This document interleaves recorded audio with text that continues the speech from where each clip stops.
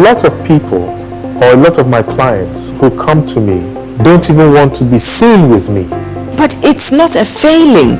That's what people don't seem to get. Speak the right words. Think the right thoughts, because the good book says, as a man thinketh, so is he. If you look at the African language, it is...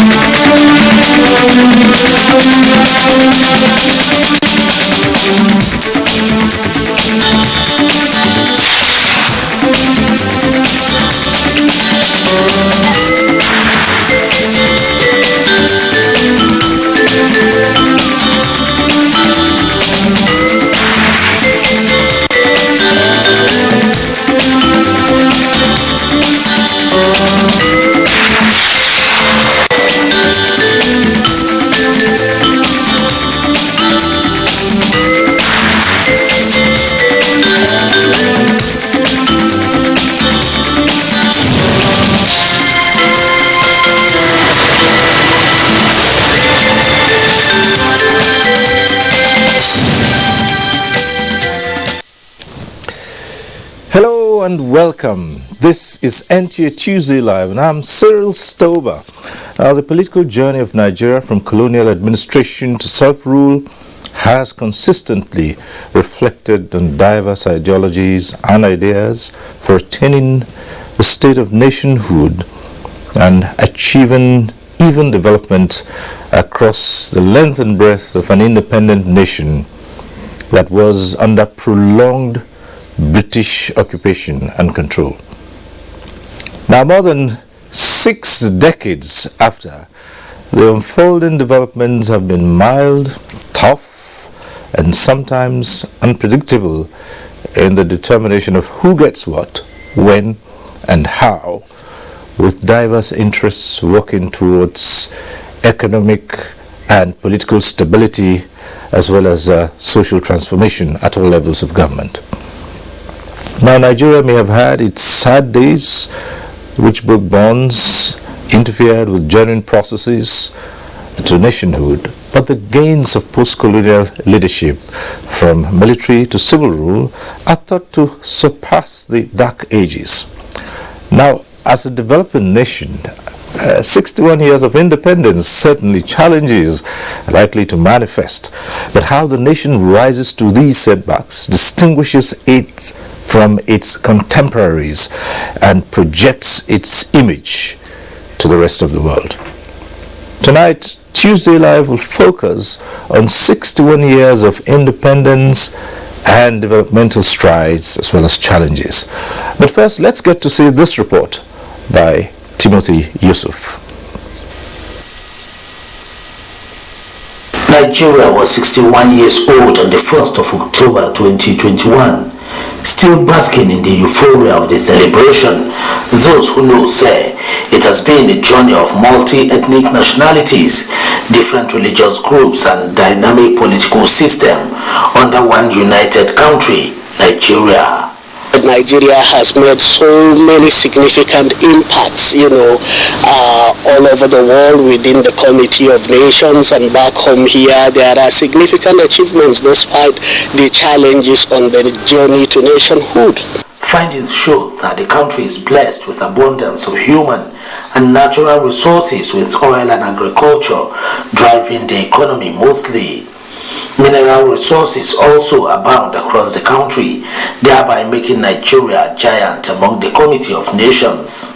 In spite of the challenges that we have in the country, there are so many efforts that is being done, not only by the federal government but at the sub-nationals, to address some of these issues. Yes, we are expecting too much within a short time, and also within a period that we have forgotten where we are coming from. Going down memory lane politically, analysts recall that the merger of the southern and northern protectorates in 1914 by the British colonial government gave birth to Nigeria, but that it took patriotic and passionate struggle from the people and their leaders for the country to gain independence on the 1st of October 1960, with Sir Abubakar Tafawa Balewa emerging as the first Prime Minister of Nigeria.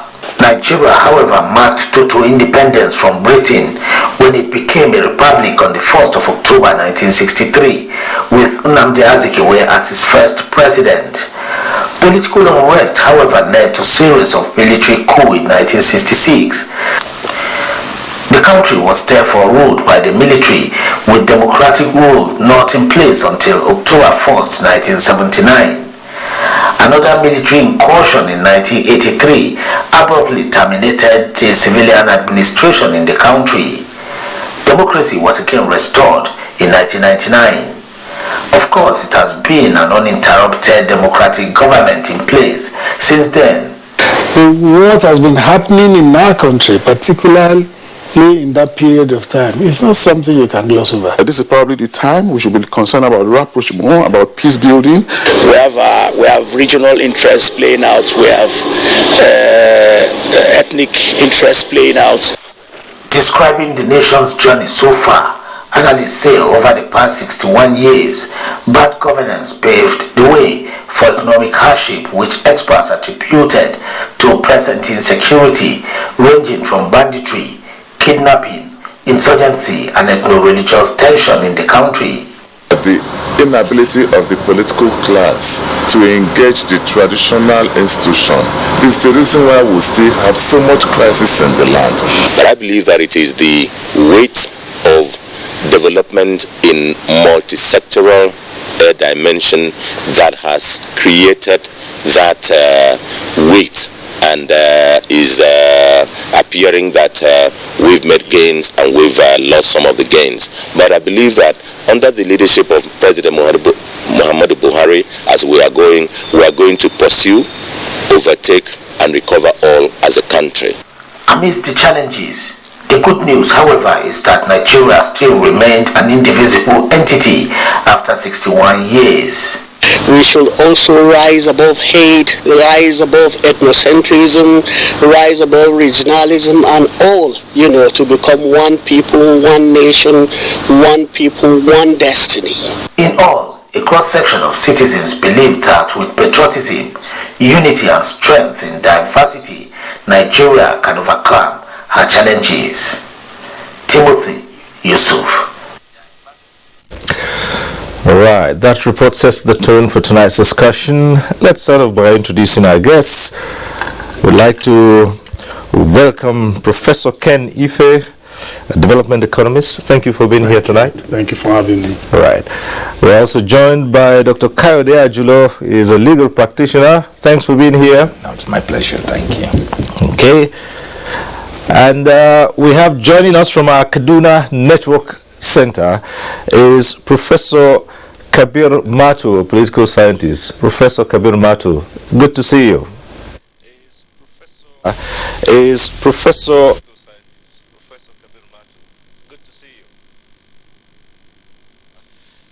All right.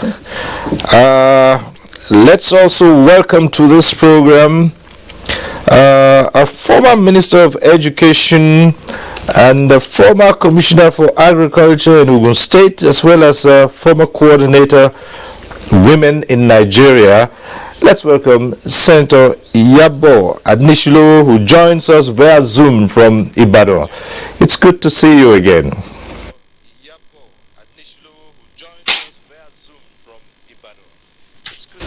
Right.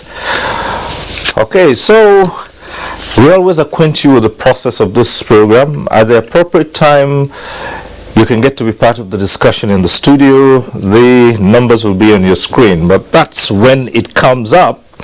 And we like to remind you that when it's that time and you get through to the studio, do us a favor, turn down the volume of your TV set so we can avoid the hurlback or the echo. And when that time comes, when you have to ask a question or make a comment, just go straight to the point and don't bother about greetings. So welcome to NTA Tuesday Live. Tonight it's all about 61 years of Nigerian independence, the strides and the challenges. Let's start with Professor Ken Ife. 61 years. How would you describe Nigeria these past years? Well, I can say that Nigeria amazes me with the resilience of this country. That we have a litany of the good, the bad, and the ugly. But resilience is a big word that describes how we have managed to walk our way for 61 years. But it also makes me more confident about our economic and political future, that we could do this, neither or that storm. Okay. What are your comments, Dr. Kayode Ajulo? Well, 61 years. Well, I agree with the professor. One thing that's so clear is about the tenacity of Nigeria to ensure that things are done, no matter how, whatever the situation we find ourselves. And once again, is the unity itself. You know that this is a fabric that is being overstretched most of the time. For the past 61 years, I remember sometimes we go through the papers, through the archive, you notice at one point or another, this issue of disunity, unity always seemed to be the recurrence decimal. But one thing that is so clear is that despite all this, despite the hues and cry, Nigeria still remains one. And I think that is one thing that you cannot take away from the Federal Republic of Nigeria. And again, that one means that one needs to salute the leaders, the security agencies, and even Nigerians, because no matter what it is, through the dialogues, through the stripes, through the fighting, through all that, we still remain one. And I think that is one thing you can't take away. Okay. Let's go back to our Kaduna Network Center. And it's the same question we'll put to Professor Kabiru Matu. This country called Nigeria has had 61 years of independence. How would you describe it?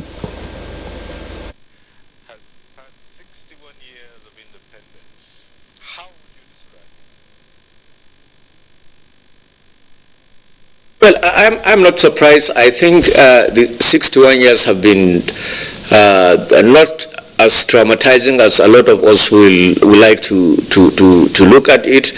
I see the last 61 years as basically continuation and culmination of a drive to nationhood, which of course characterizes the very heterogeneous nature of the Nigerian society. So the issue that people talk about unity, disunity, and all sorts of conflagration in relation to the relative stability politically that we are experiencing in the country today, in my view, is what should be expected of such a very big giant. A nation now of over 200 million people with very many ethnic nationalities, and above all with a very peculiar character of an elite class that in the last 61 years apparently, and especially in contemporary times, has failed to understand the mission of which it's naturally ought to discover in order to reduce the stresses and tensions that Nigeria as a nation has faced, especially in the last 20 years since we started this democratic dispensation. But in summary, I do not expect that anything short of what we are getting today would have been the answer in view of the various, like I said, heterogeneity that the nation is made of, blessed with also a character of, some form of elitism. That in my view is more self-centered, more interested in perhaps not the pursuit of even class interest, but personal aggrandizement and selfish interest, etc., against the teeming population of this country that, of course, as Plato will say, rely on the philosopher, the king. That's the elite class that should have ordinarily led the people out of the woods. Instead, it's been a tension and confusion arising from what Okodibanoli will refer to as cutthroat competition of the various elites from the various segments of the nation, for the control of the scarce resources of Nigeria. I think we have done very well in the last 61 years. What we see, in my view, represents, what Bala Usman will call the national question. And the national question will never have any national answer. As you address one problem, another one rears its ugly head. So the last 61 years Well, that's good, because we'll go into those questions that you say will perhaps not get a national answer. But it's good to hear your opening comments about what you think Nigeria is after 61 years of independence. Well, let's go over to Senator Iyabo Anishulo, who's joining us via Zoom from Ibadan. Well, Senator, we would like to go down memory lane with you. You were there at independence, and you participated in the very first march past on the attainment of independence in 1960. As you reflect on that and what Nigeria has become today, what would you say? Well, my comment as to border on the situation we are now, because in 1960, when we had independence, it was very good, very nice. We were anticipating very good government, and the younger ones were encouraged that we will do well in life, be educated, we'll have good work to do, jobs to do, and the men will be real men, and the women too will be real women, to build the nation together. And that was the feelings we had, and it was very good. I mean, from 1960 to the 60s, the 70s, the 80s, when things started to fall apart economically. We after the oil boom, and we had good spending on different developmental projects, but the issue when corruption crept into the system, it became very, very bad. It became bad. Then later on, as we move on, became very, very, very uninteresting for those who are coming behind us, because now we have a lot of unemployment. The unemployment rate is very high, and the systems have not been built to actually give succor to the people in the country. So although we need to really thank God for all that we have been able to do in this country, because we have not, apart from the war we had in 1966, 66, 67, 68. The effect of the war has really reached relationship in the system, and so I feel that we have seen the good, we have seen the good, we have seen the bad, and the ugly that is rearing its face in the country is the issue of insecurity that is ravaging the country right now. Okay. And mothers, we are really reflecting and feeling that what will the future be for the upcoming Nigerians. All right. So I will say we had good times when we were young, when we were growing up, yes. But when we became adults, we had these terrible things happening around us, and the basic issue is the corruption that has been transported in. Well, thank you so much, taking us down memory lane, and I can imagine how you must have felt being part of that march past some 61 years ago. Yes, there have been challenges through the years, and now Nigeria faces numerous other issues. So let's look at them. And sometimes it gets very difficult to determine where you start. Is it the economy? Is it on the political front? Or let's try the economy, for instance, and say, how has it been? 61 years after independence, we're looking at a country with an economy that Nigerian citizens can be proud of. Very challenging indeed. Well, if you look, our population then at independence was around 45 million people.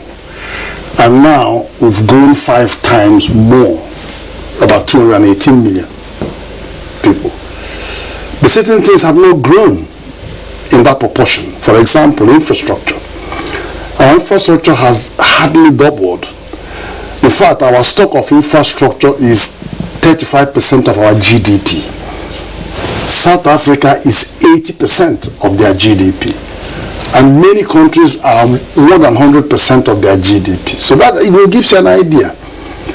Because the reason I had to start with infrastructure is that infrastructure is what you require to drive the diversification agenda.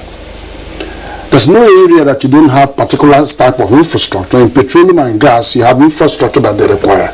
In agriculture, you have special infrastructure which is called quality infrastructure for it to be able to get out of the country. And every telecommunication, you need broadband, you need all these so every sector of the economy requires particular type of infrastructure. You need power. Power is infrastructure that drives all industries. You have dams, over 300 dams. How many of them are being used to generate power? How many of them are being used by the 12 river basins to produce food and irrigation or water supply, metropolitan water supply, or even aquaculture? So there are gaps, significant gaps in that infrastructure. And that's, you had the president, you had the CBN governor saying we need $100 billion every year on infrastructure, at least for the next 30 years. So that gives you an idea of the huge gap, and the rest of the economy is struggling. If you take the most obvious one, which is agriculture, what we inherited from the colonies was a structure that wanted us to continue to produce commodity and send it to them to process so that we can consume. So that and then they responded, our pioneers responded by building settlements, farm settlements, to do cocoa and all that. They responded. But they weren't focused at that moment to say, why don't we progressively add value to this so that we can get a fair share of this in the global market? It wasn't their priority. They did build industries. Our built industries, you had Ikeja industries in Ikeja, and the Western region had a head start many decades before the Eastern region came in. Eastern region was the last to come in, and when the Eastern region came, they had industrial estates in Transamadi. You have in Aba, you have markets, a major market, regional market in Onitsha. In Kaduna, you have you have industrial bases there. But the focus of these industries were not to process our raw agricultural commodity. They were to focus on all other industries. That's why you have a lot of you have iron and steel, you have motor manufacture of different cars, and then you have tire. Dutora was doing tires and all of that. So they were focusing, and then you have iron and steel in Enugu. So all of them were focusing on them, but they were not focusing on our natural economy, which is not a bad idea though. But then after the Civil War, the National Development Plan, which was the second one, was focused on 3R, reconstruction, rehabilitation, and reconciliation. Everybody came together after that troubled time to work on that national agenda, and we generated 10.2% growth rate, the highest ever in our country. So it tells you one thing, that when we come together under a purposeful development plan that engages people, we will produce outstanding results. Okay. But it hasn't, that hasn't been followed through. All right. Dr. Ajulo, yes, we can say at the start, all the leaders were focused on was to get independence, get the country up and running. But as he just said, not add value to those resources that we're taking out. But the argument would be 61 years later, what's wrong? If you did that for the first 5 years, perhaps, we should have learned to do it better. Well, that is where the problems start from, and I want to say that's where the rain started beating us. Because if you know, it seems that most of the superpower we have, then that's the leader. The essence is to take power from the colonial masters. I want to believe, and it seems that they seem to be more specialized in that. But when it comes to the real governance, and that's why within the first 5 months and 5 years, we have the issue of coup. From coup, you can know what happened. Then we have war and all that. But one of the main issue where we are is this issue of corruption, and we need not to deceive ourselves. I do say this, it's quite unfortunate. Corruption can germinate, can take place virtually everywhere. Even sometimes by the time you look at the deep, interrogate the corruption itself, you find out that it is more of an innate thing in everyone. It is more like human right. But what distinguishes corruption from one point to another is the essence of how it's being regulated. It's the essence of where you have the institution to ensure that people, your conduct are regulated. Unfortunately, we seem not to have that, and that is one of the basic issue. In a Senate line, not that when you put off the light, you see some people misbehave, but in a situation that the light is there, and anytime you misbehave, there will be, the law is there, the law enforcement agencies is there for you to be disciplined. Unfortunately, that seems to be what we are bereft of today, and that is why we seem to have all this issue. Yes, everybody seems to have an idea of how a country should be. The Prof mentioned the issue of infrastructure. Prof mentioned that as at the time when we seem to come together, Nigerians seem to be running well, but forgetting that as at that time there is some semblance of check and balances. We are just out of the war. You can see what happened, and I remember that time. That's when you see. I remember, though I may be young, but some of us will read the papers. That's when now the armed robbers, people are dealt with. That's why we have all this. You can see then things working, but unfortunately, in a situation, no matter how you are, even if you're a saint, you notice that whatever your action will not be regulated, your action will not be checked. There is no check and balances. There is always that space for misbehavior, and I think that is where we are. As long as our institution cannot fit it right, we still continue to have this issue, and that is where we are. Professor Kabir Mato, let's come to you. 61 years, but most of it, some would argue that most of those 61 years have been bedeviled by governance issues. Would you agree with that?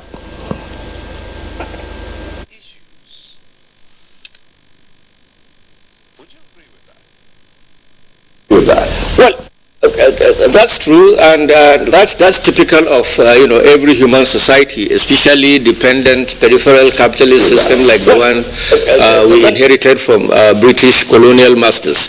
I don't like to overlabel the theoretical postulation that our leaders at the point of independence were more interested in winning political power rather than the development of their respective regions and the nation at large. I think that's a theory that has been so over-debated in our universities and so on and so forth. I think if we want to look at the nature and structure of the Nigerian problem, we must situate it within the presumed of the very nature of colonial education, which unfortunately, was not,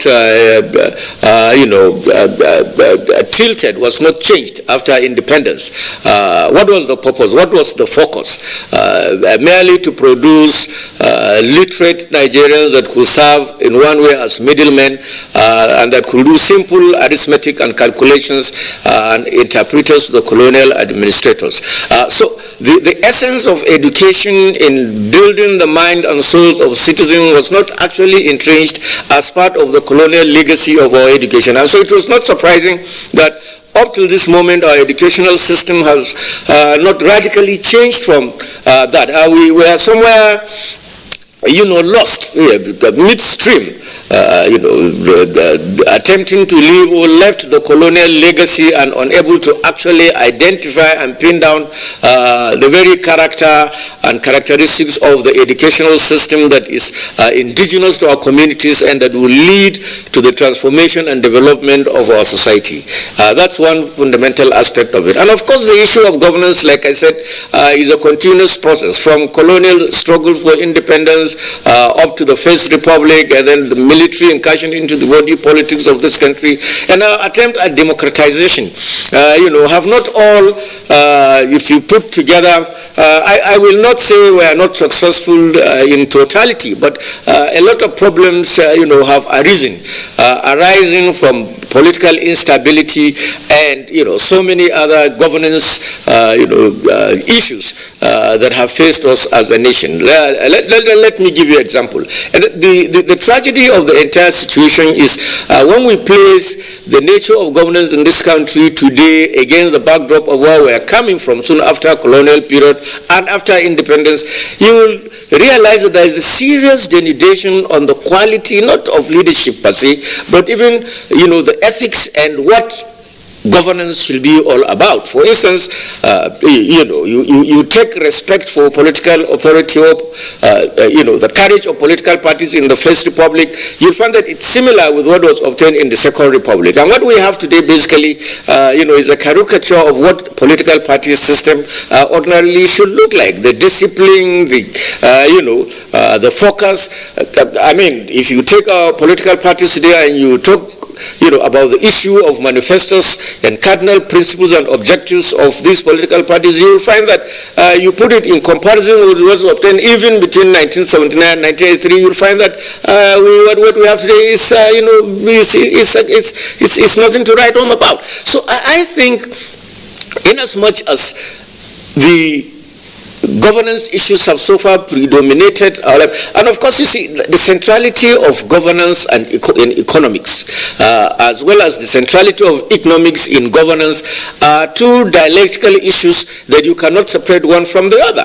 Perhaps it is the failure of governance, as far as successive administrations in this country are concerned, that have resulted in these economic doldrums that we find ourselves in today in Nigeria. And I think if we want to, be honest and take a look at this situation with a view, perhaps to providing solutions that will take us out of the woods, we must not, try to put in isolation, the issue of governance on one hand, and then the economic crisis that we are facing on the other hand. I share the thought also that corruption is a fundamental issue.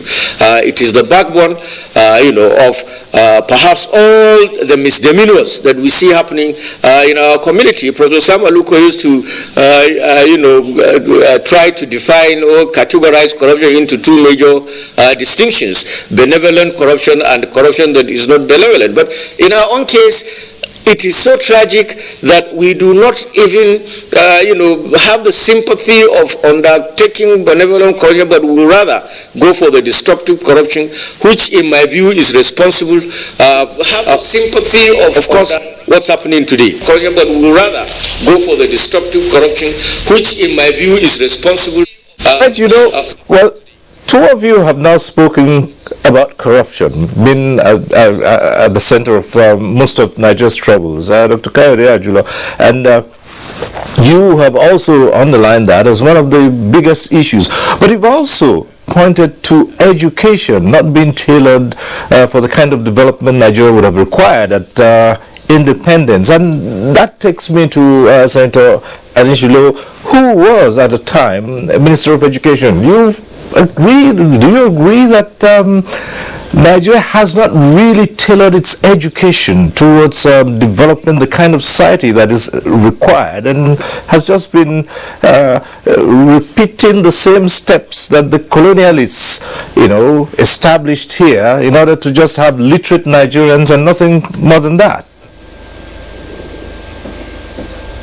Not really, because the system of education that we inherited from the colonial masters, the system was good, and we're building on the system until politics came into it. What has actually ruined the educational system here is the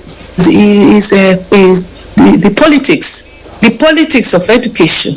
And we went beyond just giving education to our kings and our people. We went into, demolishing the system.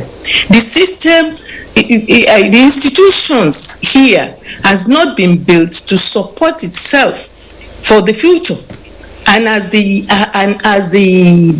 population increases, the facilities were expanded, and instead of building those facilities, we actually it's ruined completely because of the fact that we have so many needing to be educated, needing to be trained, given the required skills, especially in technology. Because it's only this paperwork, you read and then you become a teacher, you become a lecturer, and so on. Had really taken us out to be able to be a industrialized nation. And again, the facilities, as those of the participants have actually mentioned, we don't have power. You don't have power to drive the economy.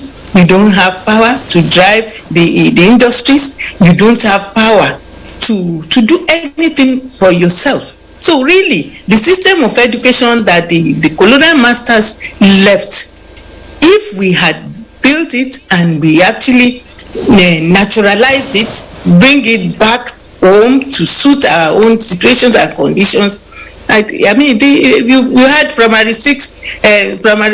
standard 6 students or graduates going back to their school to teach, and they taught well. Today, you have children, graduates that cannot speak a complete sentence correctly. Even if it's the mother tongue, in fact, it is the corruption of the mother tongue that our children speak to this day. This is the system. The institutions has not been developed and built, and the only institutions that are built that could lead to emancipation. But what we have, we talk about the rule of law.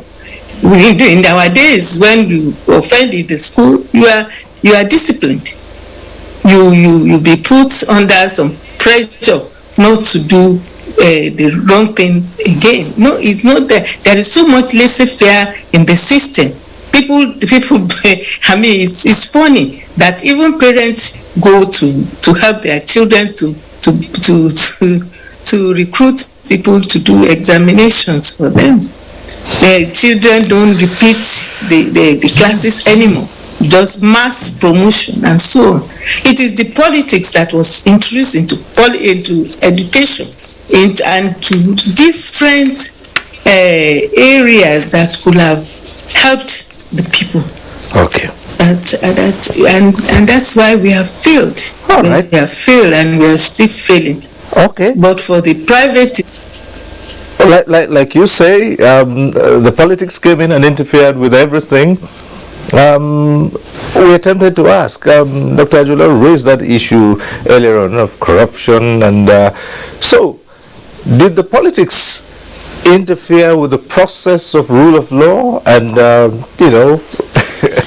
at one time... Or was in fact, the legal system, can we say that the colonialists bequeathed a responsive legal system to the new independent Nigerian state there? Yes. Let me start with this. Your first question, that whether it is the politics that destroy the rule of law. I don't want to believe that it is politics. It is the embedded corruption in it. Because when we talk of politics, we talk of interests, and there's a way your interests can be ventilated. There's a way your interests can be protected and be pursued if you use the set rules that is agreed between parties to do that. It is as if I'm buying things, we agree on the terms, and anytime I try as much as possible to change that rules of our engagement, it is already being tweeted, it's already turned into corruption, and exactly this is what is happening. So this is not the issue of politics alone, it is the issue of individual, I won't call it inordinate ambition, because ambition can be pursued within the set rule. Now to your question on the rule of law. Rule of law, we all know, it is more of a set of rules that is being used to run, to superintend a citizen society, in which you have the set of government, and mind you, this rule of law are those things that is being agreed by the parties. For example, between those who rules and the government, those who are being ruled.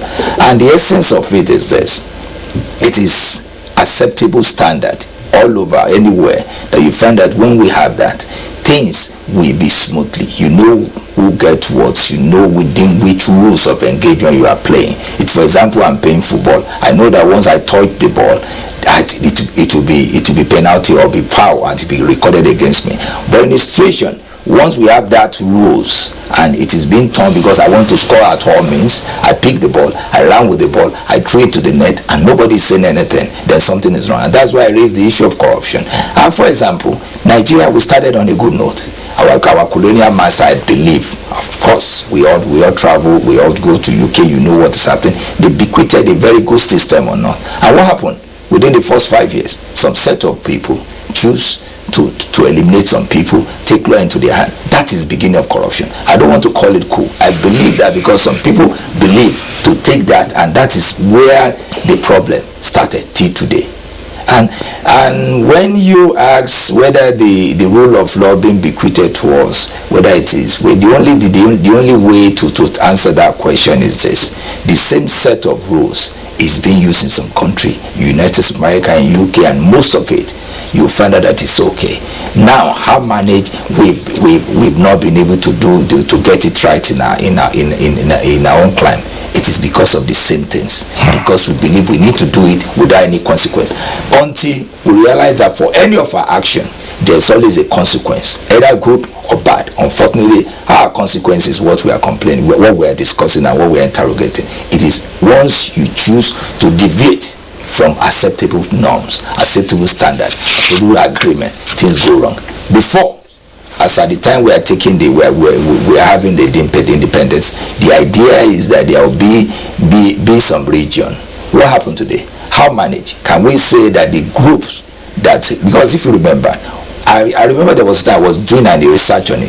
Over nothing less than 12 different constitutional conferences. Our leaders going to a United States, having meeting for all the minority. I remember there was a time that the Queen sent a senior official to Nigeria to address minority rights and how they be taken care of. Everything had been taken, well discussed, well ventilated. But what we have, immediately we are to start it on our own. The whole thing was turned upside down, and that is why. All right, we have a number of reports that will be playing back in the course of this discussion, and yes, just before Professor Kedife comes in to respond to some of the issues that Dr. Ajilo has raised, let's get to see the very first report in the series we have during this conversation, and this one is from Lagos. It's put together by Abalade Salami. From a historic perspective, the interplay between ethnic rivalry and challenges of national security, which have in recent times become very compelling with rampant cases of terrorist attacks, murder, mayhem, and all sorts of vices in some parts of the country does not define the true Nigerian people. The principle of unity in diversity, in which lies our strength as a people, is very paramount. Debilitating issues relating to culture and religious differences, including political affiliations, should not hinder the relative peace and stability which Nigeria and Nigerians enjoy as the most populous black nation in the world. When infrastructure is provided, when Medicare is provided, nobody asks you whether you are Yoruba or Niger Delta or all along, but particularly for sustaining peace and unity. However, over the years, Nigerians have been living together, working together, fight as one people, and have achieved so much in spite of our differences. Since the attainment of our independence in 1960, the ideology, together we stand, divided we fall, is one aspect that the founding fathers maximized to take the nation to where she is today.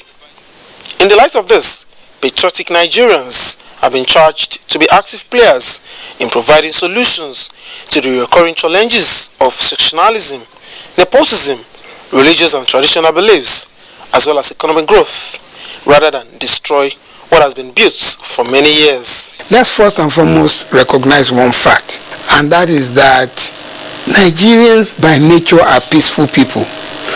I'm not going to sit in this chair looking at you and advocate the disintegration of that unity. It will be a disservice to Nigeria as a nation state and to the Nigerian people. In fact, what I'm trying to say is that ethnicity and nepotism should be eradicated. More than ever before, observers say, harnessing the many potential in human and natural resources from the various segments for national development is what Nigerians should be bothered about. This, they believe, will in turn place the country above our equals to compete with other developing nations of the world. All right. Just before that report, Tukayode Ajulo was trying to piece together what could have happened. And Professor Kenife, you were going to cut it at that point. But yes, but just before you do that, there's a belief that governance issues, the failure of governance, is partly responsible for an economy that sometimes can be described as almost in a shambles. Correct. The three speakers are correct, but they are on different sides of the coin. The professors talked about the failure of governance and its impact on the economic structures, on the economic institutions. The former minister says we have weak institutions. Now, these weak institutions arose from the Constitution, because the tensions around the Constitution is the impact that it has on the political arrangements and the political structures. And then, of course, the institutions are not being enabled, and that's where you see the weaknesses in institutions. But where Prof was going on governance is actually trying to say political determinism of the economy, because the political economy factors are what are breeding the corruption we are talking about. That's what is breeding the inequality. That's what is breeding the lack of incompetence in the system, in the whole strata. All of those are being bred by political economy interest. That's the interest of private interest that supersede national interest. And that comes to governance, and that's how it affects the economy. So all the economic structures are all failing because they are not on right footing. They are infested by the political economy factors, and one of them is the corruption we are talking about, and all the weaknesses that we see, they are all affecting them. And I think that brings it all together, what we are saying. And the sooner we rise above this, and there have been occasions in the journey where the country come together and raise a voice against You've seen like NSAS, where they said, spontaneous reaction. You've seen various things that come at some points where people rise against particular symptom in the economy. If you take, for example, what caused all the unrest in the North Africa was one unemployed person decided to pour petrol on himself and put himself on fire in Tunisia, and that fire raged across the whole of North Africa. So if education begins to fail, and we are finding that 9% of the graduates coming out of education are not finding jobs, then we have to interrogate the education system that is producing 93% of jobless people. So in the same way, if the judiciary begin to fail, then we have to go to the root of it and then see, this is why it is failing. You have aptly analyzed that structure. So we have to take back our economy. We have to take back our politics. We have to take back, because what was bequeathed by the colonies, as you said, wasn't exactly what has transmuted. Hasn't been exactly what it is. It's just the nature of those unseen hands, those political economy factors that have been reshaping the old institutional structure, weakening the institutions. And you have strong people, but you don't have strong institutions. Okay.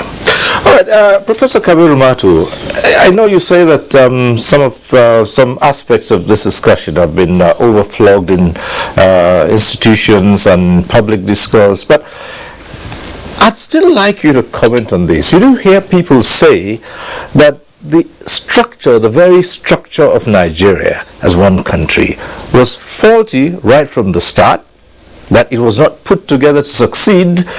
It was put together just for some people to be able to reap the economic benefits, and that's why every time you take 2 steps forward, you probably take 1 backwards or something like that. Do you agree with that analogy? 2 steps forward, you probably take 1 backwards or something like that. Do you agree with that analogy? Agree with that, Cyril.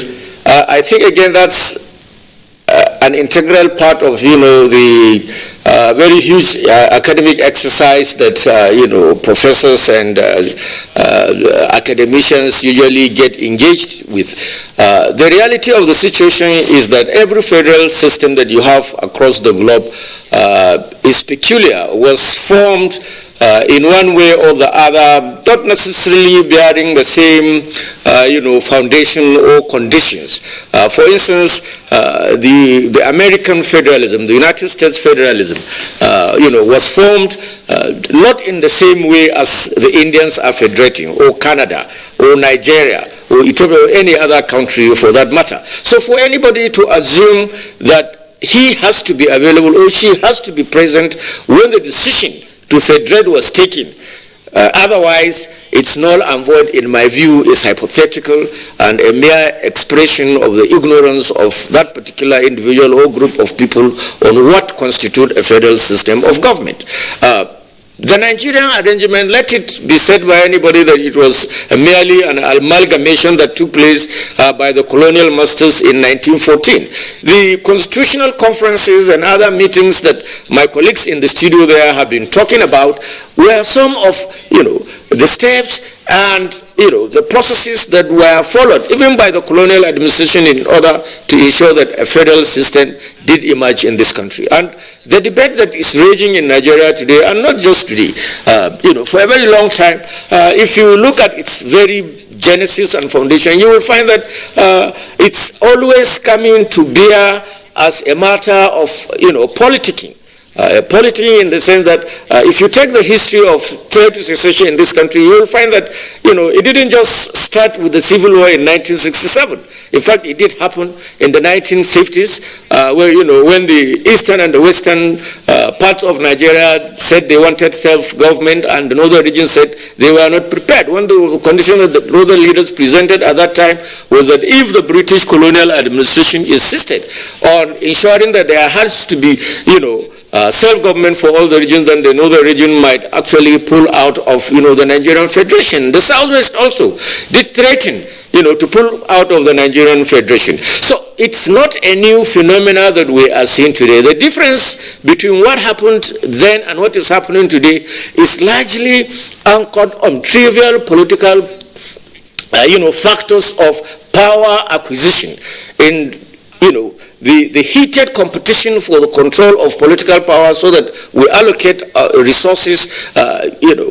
Every major group within the Nigerian alliance begins to issue one threat or the other. Now, let me give you an example. From 1999, when the civil administration started in this country, up to 2007, when President Obasanjo left, the debate as to the character and characteristics of the Nigerian Federation was different from when Umar Yar'Adua took over in 2007 and until he left, and then Goodluck Jonathan also, continued up till 2015.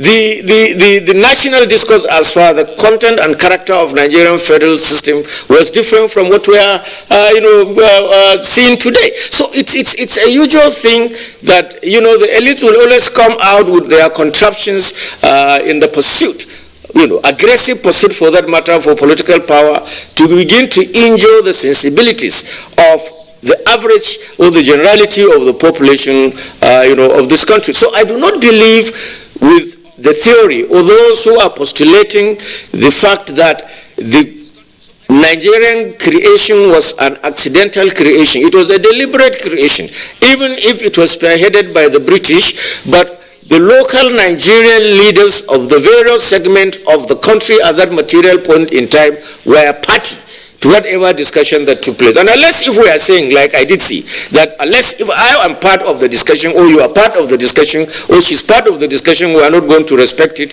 that's it. And you don't expect every federal structure. And the military government that we have run in this country from 1966 up till the coming of the civilian administration in 1999 was responsible for the over-centralization. In the First Republic, we had a better federal structure. The regional governments had their constitutions aside from the federal constitution. They had certain relative autonomies. Businessmen, politicians did not want to leave Ibadan, Enugu or Kaduna and go to Lagos simply because they wanted recognition. The over-centralization of the political structure arising from the age-long military rule has contributed tremendously. And of course, even the mutilation of the Nigerian federal units, the states. Professor Kabir Matu, we'll ask you to pause a while because we're getting to other aspects that we're going to raise. But let's get to see this other report that's coming from Kaduna, and this one is by Achari Maxwell. And once we've taken this report, we'll also come back and look at other matters that have been raised. But surely it's not all a tale of woe, because Nigeria has indeed made progress in so many areas. But let's see this report from Kaduna, Achari Maxwell.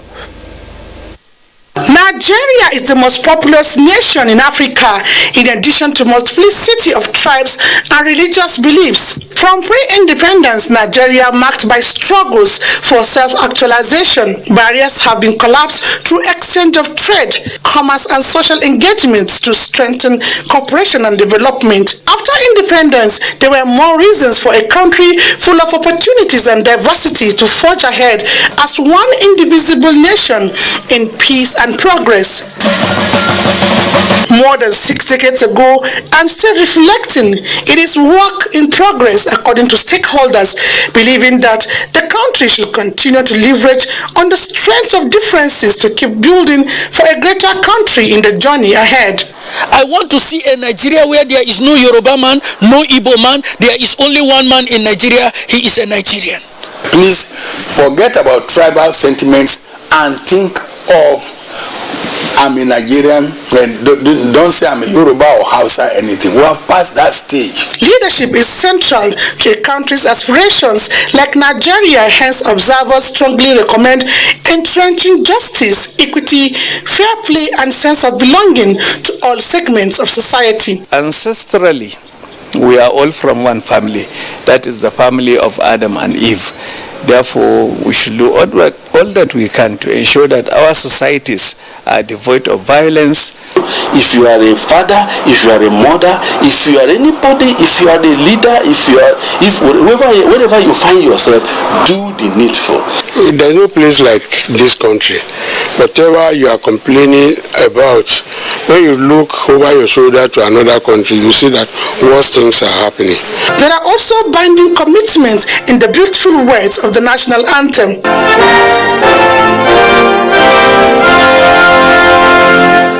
The next 61 years, I want Nigeria to be like heaven, where everybody will live in peace. You can sleep well and say, oh God. When you wake up, you say, God, I thank you. The desire for national cohesion is unending as leaders and elects, as well as different communities, continue to embrace peace, dialogue, and understanding for survival of the country.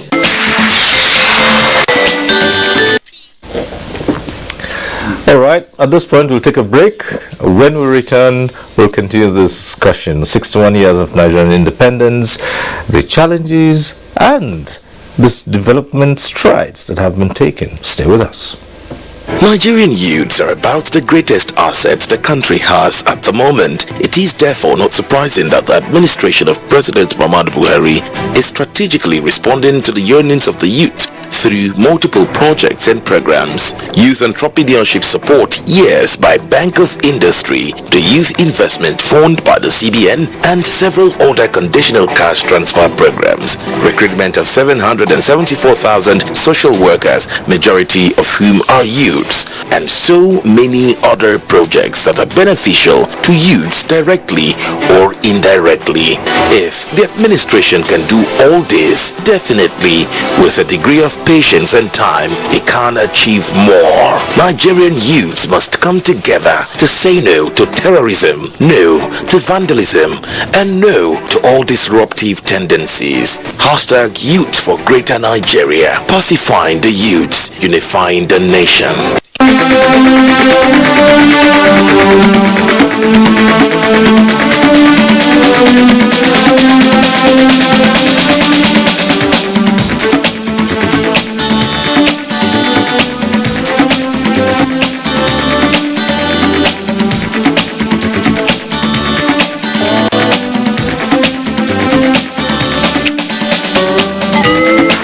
NTA Tuesday Live, a network issue-oriented innovation talk show. All right, expected the discussion continue in the studio here, even as we took that break. The issues such that no one can afford to just ignore them. And so we start up this segment. Hopefully this is the part of it that the phone lines will be open and you can get to be part of the discussion in the studio. And remember what I said at the start of this program. And if you do get through, for those who are calling in tonight, do us a favor, turn down the volume of your TV set and go straight to the point. Keep it short and simple, and don't bother about the greetings. It's okay. We just want to get as many people as possible to air their views. So let's look at other aspects of it. Yes, we've had so many challenges, and Professor Kabir Mato has spoken about the military coming into the political sphere, and quite a number of Nigerians would blame so many woes on that. But then there are others who would say, even when you had what was known as an undemocratic setting, the nation still made some progress. And some of the infrastructure you see today were actually put in by those undemocratic forces that seized power. How do you explain that? Well, first, the issue of undemocratic force, I don't want to believe is as true as it's being peddled. And I say this from the point that, it depends on the way and from the side of who's making that assertion. As it is today, we have a constitution, irrespective of how faulty we may believe it is. And it is through that process of that constitution, we have those we have in government today. So by that, as a lawyer, I think it is so obvious that what we're having is democratic system of government.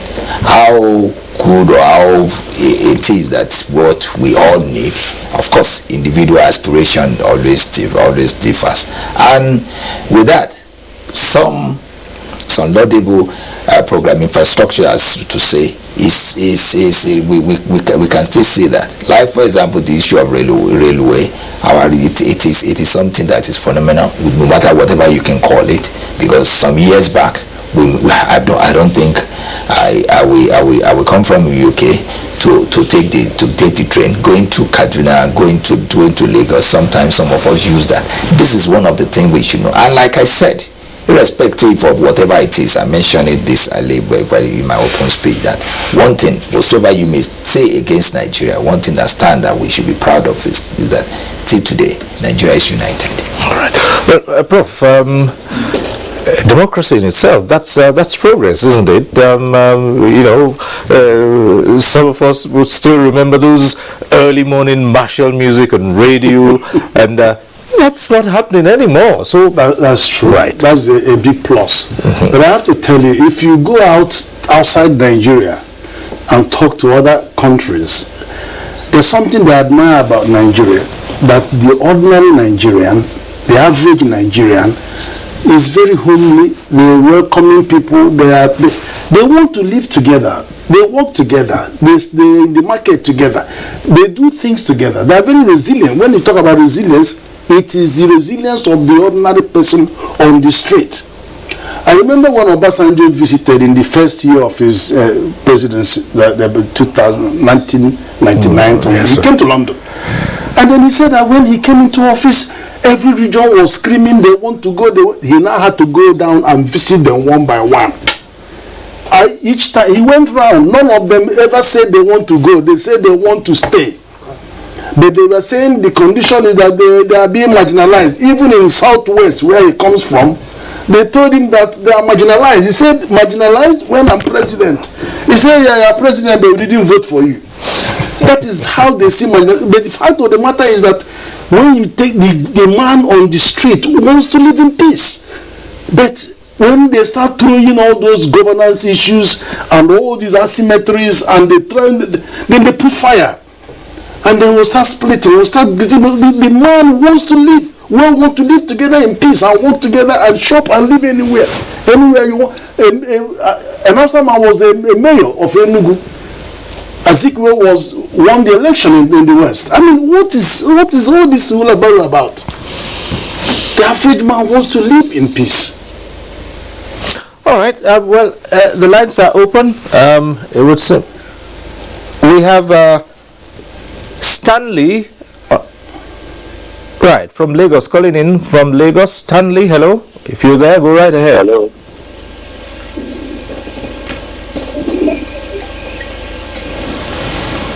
Hello.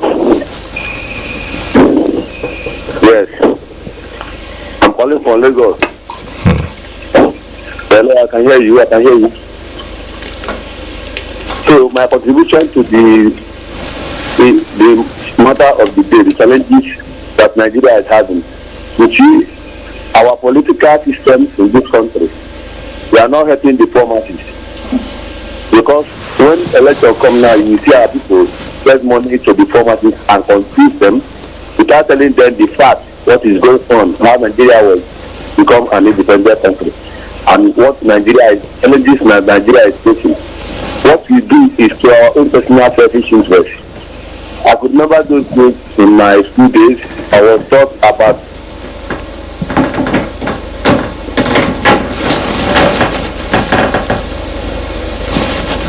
all right. Okay, I think we lost that call from Stanley. But anyway, we had him clearly from the start of it, and he again is putting the blame on the political system. I think right. So let's go over to Ibadan and. Oh, there. Yes, we'll try to get Senator Anishilo back online. Looks like there are some issues with the connection there, but we'll check in on her again as we go on. But then, Dr. Ajulo, yes, we've made some progress, and one of the biggest challenges today has to do with insecurity. Well, and there are people who would say it has never been this bad. Yes, there are challenges, but not so bad as almost every citizen is scared of stepping out of their homes. Well, when it comes to issue of security, one, I don't think one need to give any excuse for what happened, because it is primarily the role of government to secure security and welfare of the citizenry happen to be the primary roles of government, which is enshrined in our constitution. Okay, let me just ask you to hold on a while, see if we can get Olabode, who's calling in from Lagos, quickly on the line. Olabode, go ahead. Hello. Yes, go ahead. Yes, my contribution is that our elite must put the national interest forward.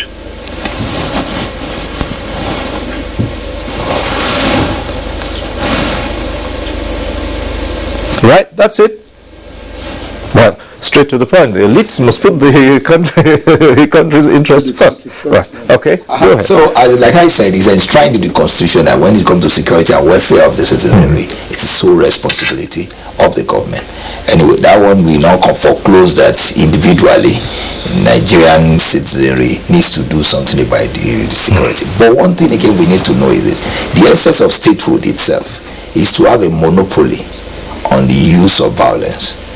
And I believe with that, and as long as government continue to hold that, then this issue of, because recently, and that has been my worry, these non-state actors seem to be gaining upper hand, and that is why I believe the government need to take a decisive action, particularly on that. Because if in a situation where some group of people can come together and to come to try to overall the security apparatus, then something is going on. And having said that, and I think we still need to go back to the basic thing I've been raising, though I won't call it corruption again. Address the rule of law. It is not until when you obey the law, some constitutional provisions as it is has to be followed. For example, when we talk of issue of federal character, the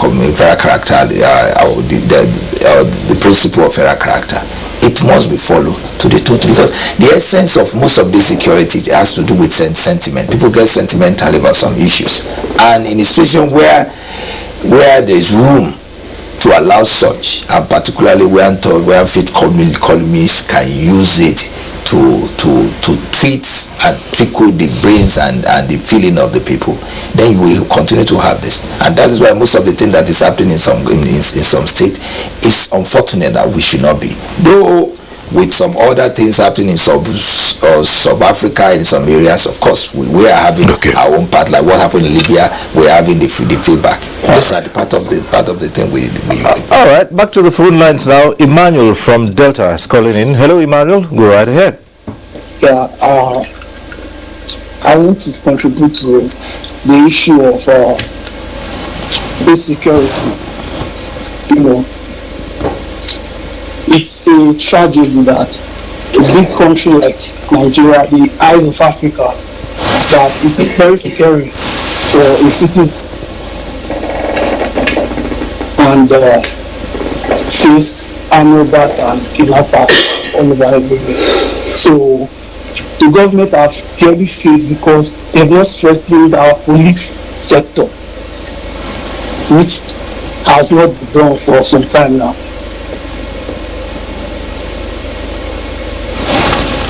All right. Thank you, Emmanuel. Let's go over to Professor Kabir Matu in Kaduna. Well, Prof, people have spoken about the insecurity. I mean, Kaduna, where you are, is in the eye of the storm in these matters. And so many Nigerians feel it's one of the biggest challenges the country has faced in all of its 61 years of independence. Let's hear your views on this.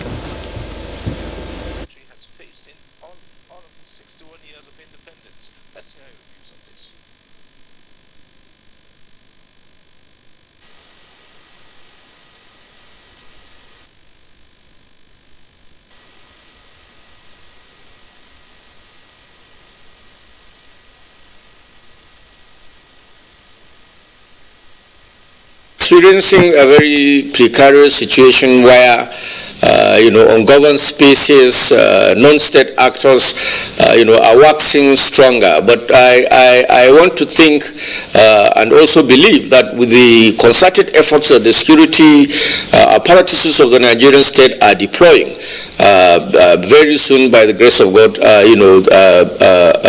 this matter will be a matter of history. But fundamentally, I think what has fueled this level of insecurity more than anything else, I think, is the seeming collaboration on the part of the feeble and unsuspecting population, who, in partnership with the criminals in the various hideouts, are perpetrating these heinous crimes against humanity. It has become so despicable to the fact that it's difficult for one to even detect or understand who is a criminal and who is not. Not the man, brandishing guns and then stopping by the,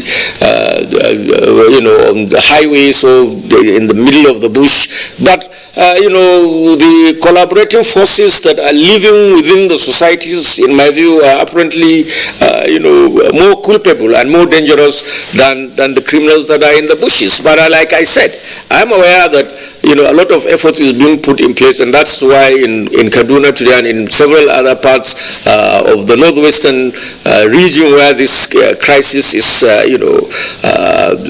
at its peak, you find that even telecommunication service has been temporarily suspended.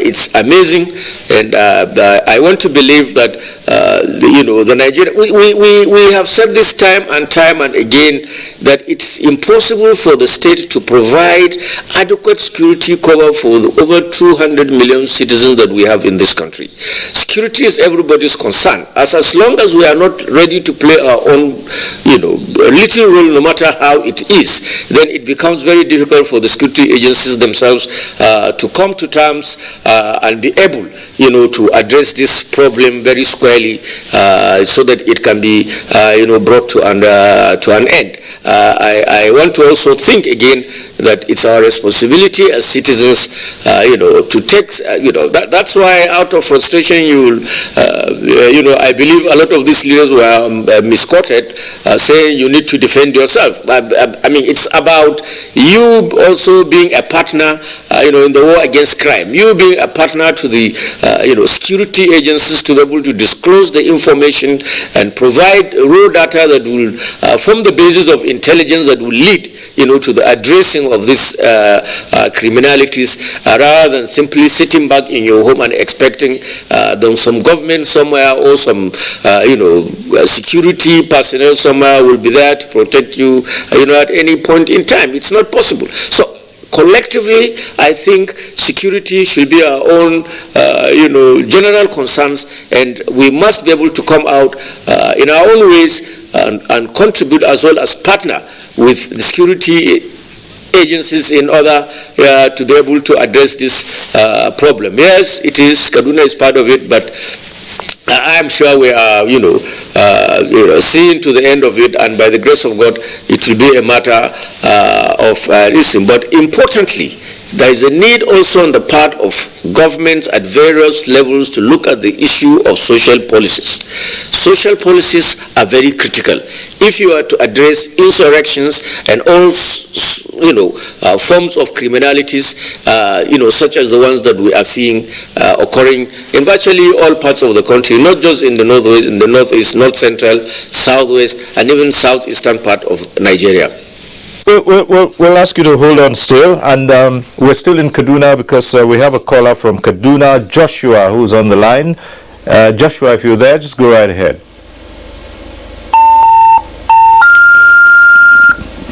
No. That's a dropped call right now. So, yes, we'll okay. Have we been able to re-establish links with Senator Anishilo in Ibadan?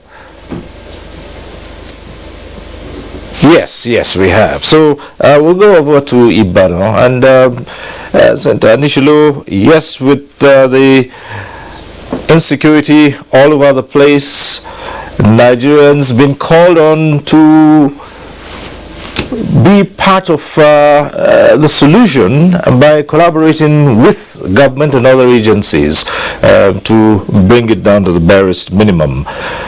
But there is a key aspect of it all, and some people have said it's the social policies that have given rise to agitations and criminality and all kinds of things.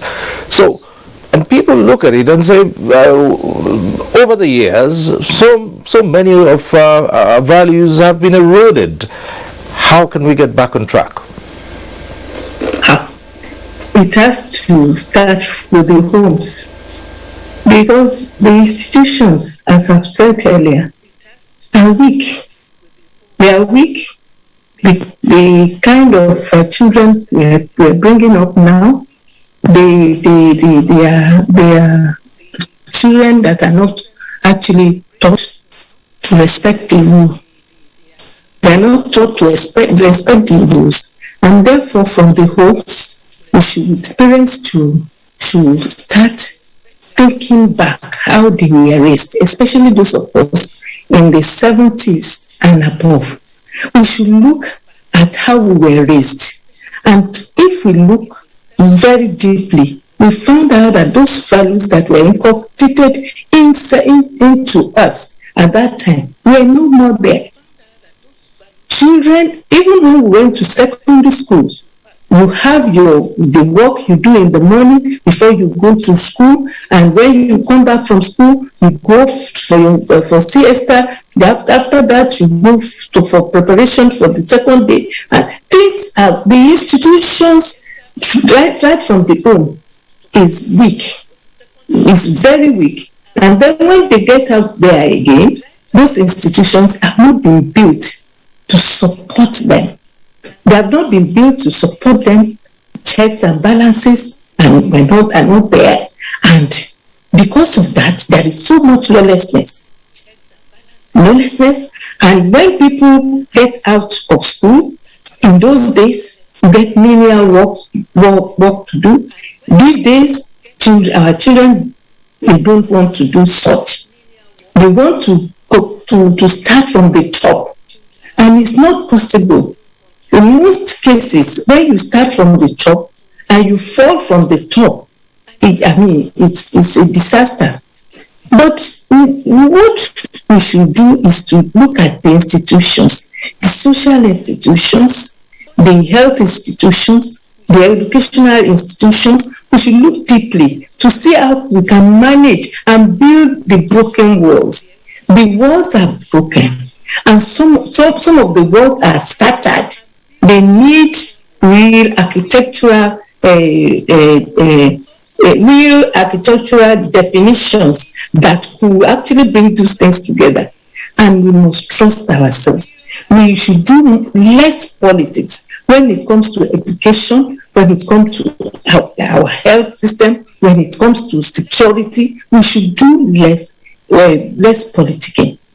Politics is the science of socializing, is the science of community living. We should learn to live with ourselves as we used to in the past, when we were our neighbors' keepers, our brothers' keepers. When neighbors in your surroundings take care of your children, they look at what they do outside and they report back, and they also to strive evil associations. Now things have not gone well as it should be. So we should learn to trust ourselves more, though it's a bit difficult, but we have to. If we trust God and we pray to God that we don't really stay physically, we should be able to trust ourselves a little and devolve some things to ourselves to do. We shouldn't concentrate on we, us.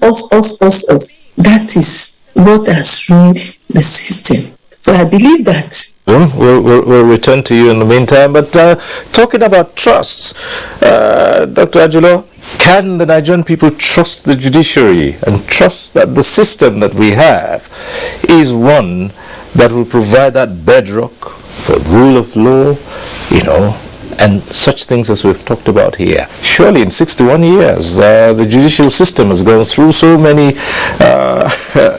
changes. Okay, let me quickly declare interest here before I answer your question, that I'm a practitioner. I'm a minister in the Temple of Justice, and you just mentioned where one practice. So I'm afraid it may sound, maybe one seem to be a bit patronizing, but one thing that is so clear is this.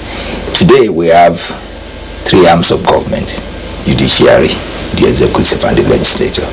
If there must be anyone that must be trusted, and of course evidence abounds when it comes to that, it is the judiciary. And I say this particularly, you need to see the way they check, they discipline themselves in every way. Unfortunately, and I need to say this again, that most of the hues and cries of those accusations against the judiciary, mostly when it comes to judicial issues, that is political issues, that of course is two ways. Those who are the losers will continue to complain, while the winner will say the democracy is working. If tomorrow you lose, you have to castigate the judiciary.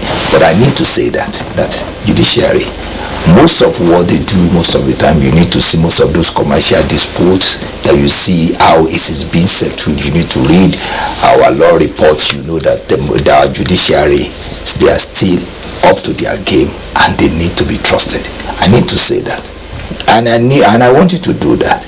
Check very well. Anytime there's any accusation against judiciary, it will basically be when it comes to political issues. That's why some of us do ask, maybe politics should be insulated. There must be some other. Okay, so even as you recognize that it's mostly on political issues, but someone would say, well, is it not a cause for concern that most decisions which should be taken by the people's vote come from the judiciary? It's a misnomer, isn't that? No, it is not misnomer. That is why we talk of you asked me some question about rule of law. It is what we agreed. It is what is in the constitution. It is what is the law. That when it comes, whenever there is dispute, where it can be resolved, it's with the judiciary. It's with our court. And again, whatsoever it may be, the balance before is that whatever may be, let the Lord take its course, even if heaven must fall. And the essence why heaven has not been falling is because we have strong institution to hold the heaven from falling. But unfortunately, somebody recently told me that even let the heaven fall, maybe if they can see God behind top of it. But as it is, we need to continue to trust our judiciary, and that's why we say they are the last hope of common man. Not only common man now, even the real elite. They patronize the judiciary than even the common man now. Wankwo is calling in from Enugu. Hello, Wankwo. Go ahead. Good evening. Happy Independence to all of you there. Yes, go right ahead. Yeah. My contribution is Nigeria has gone very far. And we want to thank God for that, for uniting us together.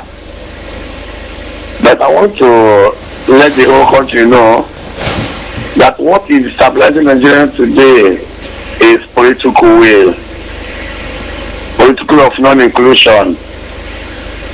If you can check far back, Nnamdi Azikiwe was born in Ziguinchor.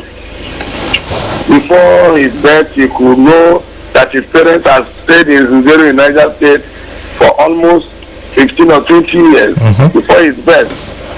That is Nigeria together. People are in Southwest. If you go to where the Shaki, you will see the Igbo man there. If you go where the Sokoto, Ilela border, you will see Igbo man there. If you go to Badagry, you will see Igbo man there. Thriving in all economy, all endeavors of the economy. Why are we not including ourselves in the politics of this nation? We are seeing banditry, kidnapping, Boko Haram. Those are coordinated people from different all walks of life. They are not only people from the north. Yes, because if you say people from the north, people in the north cannot be killing themselves the way they are killing. People go and collect cow that is not meant for them. Do you know that if not by the power of God, next year there will be hunger in this country because people don't go to Gona again. go now and mean they don't go to farm again because of fear of bandits, kidnappers. Let us bring ourselves together. Until we know that we are one, that no Yoruba man, Hausa man, no Igbo man in Nigeria, that all of us are one, that is when Nigeria will be good. And another thing, most of you there who are leaders of this country today, they went to school with free education. Even the president today, even when they are clamoring that he's not educated, even when they are saying he didn't go to school, people around him, even when they say he's only having school certs, secondary school certs, even those who are graduates, who are professors of different class, of different professional courses in university, they still running around him and saying he must be our president. There's no tribalism there. I heard somebody saying, our Minister for Information, Lai Mohammed, that he wants to thank Otimi Amechi, even in the era of COVID-19, he stood to say there must be rail. Please, for God's sake, elites are the people dividing this country. If you want to know that Nigeria is one, go to Taraba, go to Adamawa, Newman, go to far north, in Marwa, in Modibo, where the common people are buying market and selling. You know there is no problem. But when it comes to Nigerian, how can somebody go and keep 30 billion naira in his treasury and you say Nigeria will grow? The common thing that we need to do is when we come together and ravage the educational system. Our money there is saying it, but we are just looking at it as childish. The education we are now having in Nigeria is not the proper education. It's only paper certificate. That is the problem we are having. When somebody said he has finished from the university, and after university he could not put even a correct sentence, and you say that person will finally go to the labor market and become a nuisance. Nobody wants to employ somebody who cannot carry up his employment now. So I'm begging Nigerians, our leaders, the judiciary you are talking of, they are the last hope of Nigeria, common man. And when you go there, they mess everything up. I'm sorry to say that. Even in the National Assembly, the chairman of the National Assembly today, who is the same president, and his vice, who is the speaker, are they telling us that they tell us this? But I don't want to go anywhere, I don't want to go any long. But the only thing they will do, power, like as I'm contributing to you now, many Nigerians do not have light to hear what I'm saying. There's power in information. Let's educate our people. Let's educate Nigerians. Our traditional institutions, our religious institutions. When someone will go and carry money that belongs to a common, look at pensioners. Somebody that I ever heard that in Ogun State, they are still paying pensioners 3,000 naira.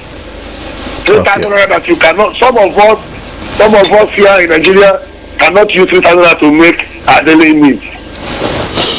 All right. Thank you so much for your contributions. Wankwo was calling in from Enugu. Raised quite a number of issues as well. It's all part of the discussion we are holding tonight on the gains, the pains, the challenges, and the progress that Nigeria has made these past 61 years of being an independent country. We still have a couple of reports here. This one is coming from Enugu as well. Kelechi has this next report from our Enugu studios. In diversity in all spheres of national life is necessary in order to attain a sustainable development in the country. Nigeria as a country is endowed with both human and natural resources. There is no doubt that the obvious need for unity and peace to attain nationhood is imperative. Basically, Nigeria is referred to as the giant of Africa as a result of its diversity among other criteria that make the country a great nation, regardless of different norms, values, and religious affiliation.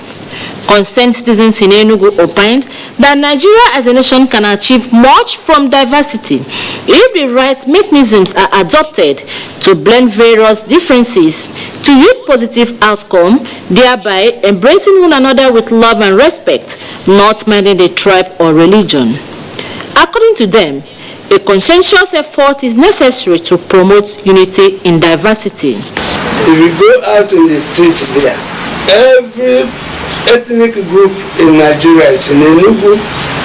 You find the Fulanis here, you find the Hausas here, you find the Yorubas here, you find the Doma here, you have the Tips, you have the Robos, the Ibenis, the Shekiris. Everybody is here in Enugu. And they are all very happy and they are doing their businesses very peacefully. I'm from Adamawa State. I do my business here in Enugu. Enugu here is where I was born. My late father married an Igbo woman from Ungo. So I can say that my state is Enugu State. History has it that the past and present administration have introduced different policies to unite diverse groups through a shared sense of national identity. Aside Nigeria's national symbols, which bind the citizens together, government introduced the National Youth Service Corps, which permits intertribal socialization. It also set up unity schools for ethnic nationalities. This struggle to ensure a more perfect federation, stakeholders suggested, calls for a committed enterprise if national unity and watertight security is to be achieved. As a matter of fact, even when we were kids, we would go together to the church for catechism, and then we move from there to where we are being taught the Quran, and we were being taught the ABC in Arabic. The cooperation was so fantastic. To this end, it is pertinent for every Nigerian to unite and sustain the one indivisible nation, to champion the dream and aspiration of founding fathers that will foster national unity. In Enugu, Kelechi Ochiara, NTA News. All right, we still have one more report, and the next one is by Uyinaya Kaluoka here in Abuja. The story of Nigerian railway system can best be described as that which begins with hope. Then came the dashing of hope with neglect and mismanagement, and now hope is gradually picking up as the railway system is being revived. For more than 100 years, the British government completed Nigeria's first rail infrastructure from Ido in Lagos to Ota in Ogun State. Within this period, train service was active and the number of annual passengers road trip was about 11 million in 1963. Sadly, in the 70s, the service began to decline due to mismanagement and neglect, and the number of annual passenger trips dropped to 1 million in 2009. After several unsuccessful attempts by past administrations to revive the rail, the coming of this administration in 2015 rekindled hope. I grew up with a railway, and I'm happy to see it being resuscitated. With determination and commitment to deliver effective rail system in the country, the first standard gauge railway from Abuja to Kaduna was inaugurated by President Muhammadu Buhari in 2016. The 187-kilometer rail line with 10 stations has continued to gain acceptance with daily increase of passengers. You can buy your ticket at the comfort of your house. The thing that we are seeing abroad, it is now here together with us in Nigeria. In 2018, another modern rail line was added to the Abuja-Kaduna rail, that is Abuja Light Rail, which connects the city center to the Idu train station and then Nnamdi Azikiwe International Airport. It is a clear indication that Nigerian government, in the person of our leader, Muhammadu Buhari, has put in his best. If this is what Buhari is giving us, we should rather try more to support him. In 2020, it was great excitement for the people of Kogi, Delta and Edo states. So the freight movement on the standard gauge is it Akbewari that has come up. We are moving the pipes for the AKK project. Another interesting achievement in the rail sector by the federal government is the Lagos-Ibadan double-track standard gauge railway project. Anybody will feel proud, high and mighty, low and lowly, would want to come to a beautiful place like this. It's just like an international airport. Work has commenced in 3 other huge projects across the country. The $1.9 billion Kano-Maradi Rail project. It is going to further link Nigeria and the rest of West Africa in the future. Work is ongoing at the Port Harcourt to Maiduguri rail line for the $1.2 billion Kano to Kaduna standard gauge railway, expected to be completed in 18 months. There is no way we won't employ a minimum of 20,000 workers on the Kano-Kaduna. Because why I say that, because I have seen the figure of approval for the payment of salaries for 1 year. The issues of maintenance and continuity are being considered and given top priority by this administration, with the construction of the University of Transportation in Daura, Katsina State, and the wagon assembly plant in Kajola, Ogun State. Analysts maintain that the promised change in the transportation sector is making socio-economic impacts across the country. All right. Progress, right? A sector that was abandoned but now being resuscitated. And so Nigerians can say, well, within this period, at least there is some work in reviving a sector like the railways. Yes. In fact, the rail line is the most efficient and cheapest means of transporting heavy goods along very long distances. That's proven. And you could tell the impact on our roads and highways because we don't have the rails working. And the last investment in laying tracks, railway tracks, was in 1927. So you can see how many years we had to abandon that infrastructure and the repercussion. In fact, the fact that the rail broke down was one of the reasons why the country was divided, because many people were always moving around all parts of the country. But the moment those rails were discontinued, people now started coming to their shell and beginning to feel that. So that rail is so key. It's very, very key in opening up our economy, and that will support industrialization. That will support the transportation of. In fact, the mineral, solid mineral, it requires rail to get into the solid mineral area to evacuate. You can't use road. Road cost, transportation cost has tripled because it's no longer 1 day to travel from the extreme north to the extreme south. Security has made it even 3-day journey. So the cost, and then you can't have all these talks of deep sea ports, Lekki deep sea port, Badagry, Bonny, Ibaka. We can't talk about this without rail. How are you going to remove the goods? Because in the deep sea port, you have Panamax that has 17,000 containers compared to the small things we have that carry only 4,000 containers. So it's very, very strategic investment that will open the space. All right, we have just a few more minutes to go on this program. So as we begin to wind down, let's go over to Ibadan. And once more, we'll talk to Senator Iyabo Anishilo. And this is a specific area now I want you to talk about. How well have Nigerian women been included in both governance and, of course, all the developmental processes of the country? How do we score Nigerian women? Well, Nigerian women have gone so far into the system to help in building the system up. But I must say that we are not getting enough. We are not getting enough because when we think about the population and the federal character, which should have been applied into putting women in positions of power and authority, we have not been. We have not enjoyed what we started fighting for. But we thank God because it was not like this at the beginning. We know that it's very difficult, especially where politics is at the front corner, and the use of money in politics. Women have not been so empowered to be able to have enough, to be able to struggle to position of authority.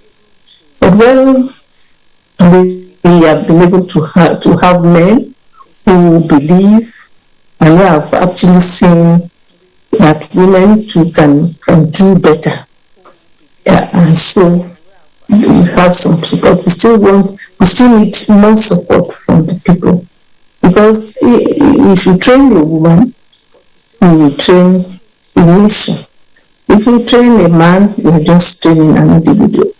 And this is because God has placed it upon us to use our position, our natural endowments, to be able to build the homes and to build the nation. We have done well, not too well, but we have done well. And I pray that, and I hope that in the future, more women will be brought, especially those who are technicians, women who are technicians who could work in technical industries and who could actually be there to monitor and supervise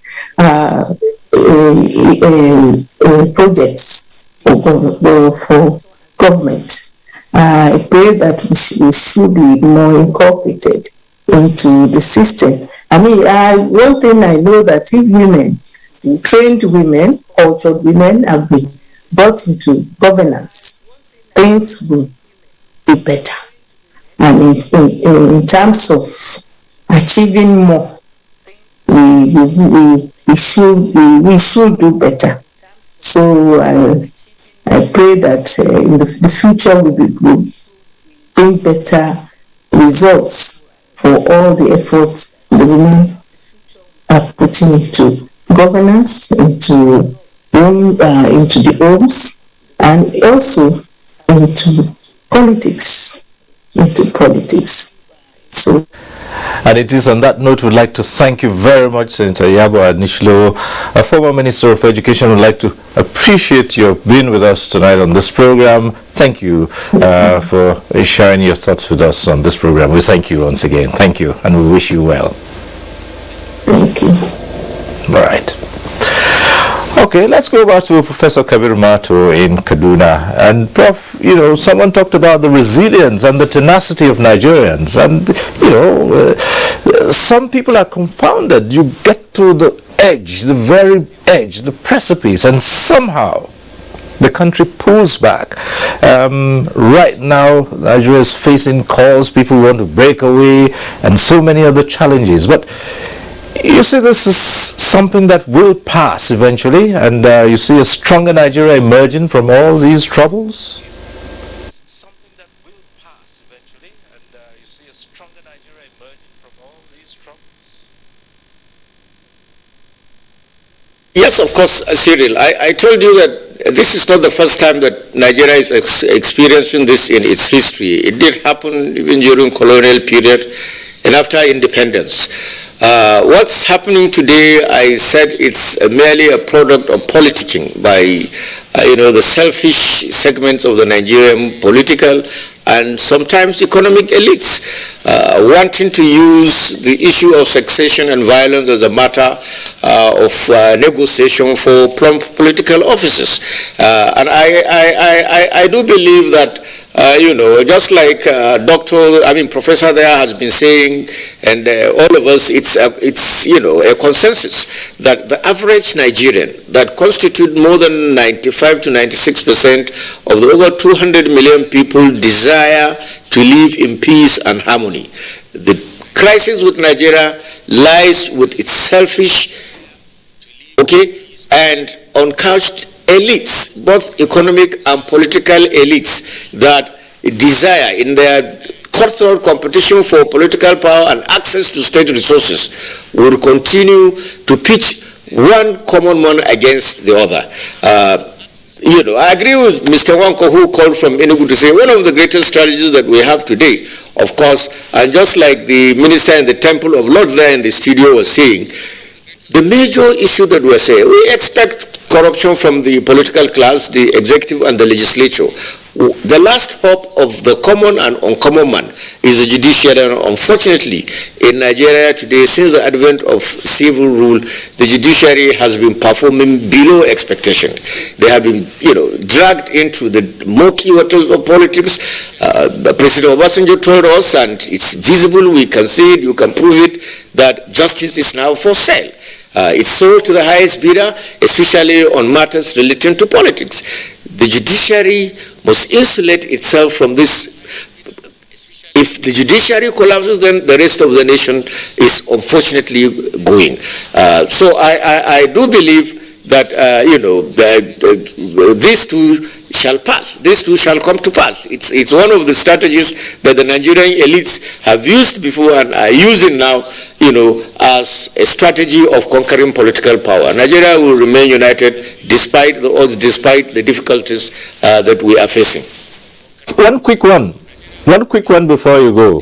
I know we've always talked about this. You and I have talked about this before, but I still want to ask this. It's a quick one for you. Is it the system, or is it the way the system is done? You're a student of political systems. Is it the system, or is it the way it is practiced?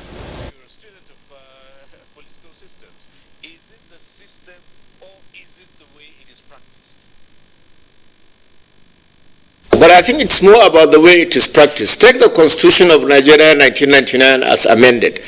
Every time you have a new set of legislatures, the ambition will be to amend the Constitution to suit the individual preferences and caprices of the members of the Senate and the House of Representatives. Now, a system, the Constitution as we have it has not been, operated minimally to see its efficacy or otherwise. But immediately we see any provision that does not favor us, that it's not comfortable, we are not comfortable with, we want to ensure that it's amended so that our wills shall be, projected in the Constitution. So you can see very clearly so many things are wrong with the, Western liberal democratic contraption that we are practicing in Nigeria.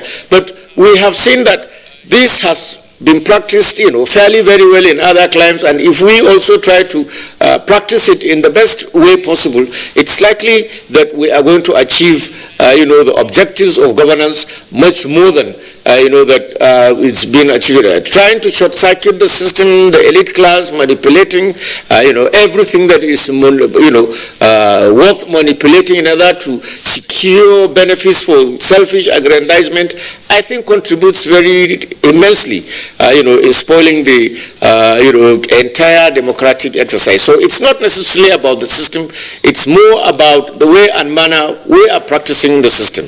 And if we will give it a trial, I do believe sincerely that we will get it minimally, at least. We will arrive at, the destination that we want to, arrive at. Otherwise, so the system itself, despite its weaknesses and lapses, is not totally, what is the problem? What is the problem is, the practitioners. Those are. All right, so on that note, we'd like to thank you very much, Professor Kabiru Mato, who joined us from our Kaduna Network Center. I would like to thank you. It's always a delight to have you join us on these discussions. Thank you once again, and I hope to see you again soon. And do stay safe. Thank you.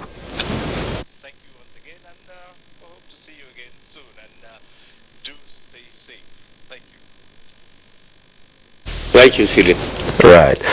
Well, Prof, as we round off, there's still reason to believe in this country, and with all the issues, still something to celebrate at 61 years of independence quickly. Yeah, we'll celebrate the hope that we will remain a strong and ever stronger united country. I have said it at the opening statement that 99.9%, at least 205 million people in this country want to live together. And they're all doing well. Go to Kaduna, go to Lagos, go to everywhere. They're all trading, they're all doing business together. And this is just those parochial interests that come, either during political arrangements or during, and then infest the system and breed all that commotion and trouble and insecurity on people that otherwise want to live peacefully. All right. Thank you very much. And Dr. Kayode Ajulo, your closing comments. Well, for what I've said today, it's so clear that one of the problem plaguing us is basically our political elite. Right. And and it's expected, particularly when we raise the issue of judiciary. The essence is this: our judiciary, as long as it is, particularly in Nigeria, seem to be the best and to be trusted. The only time we see the hues and cries is when the political elites try to infiltrate the judiciary, and I think these are the things that we need to really understand very well. All right. I'd like to thank you very much for coming on this program, and Prof, thank you too for coming on. Well, that's it. We must leave this conversation here tonight, and thank you all for being part of it. For those who called in, we thank you for sharing your thoughts. Thank you. Always keep coming back to NTA Tuesday Live. That's it for this program. Next week, we'll be back with NTA Tuesday Live. I'm Cyril Stover, and I say continue to stay safe.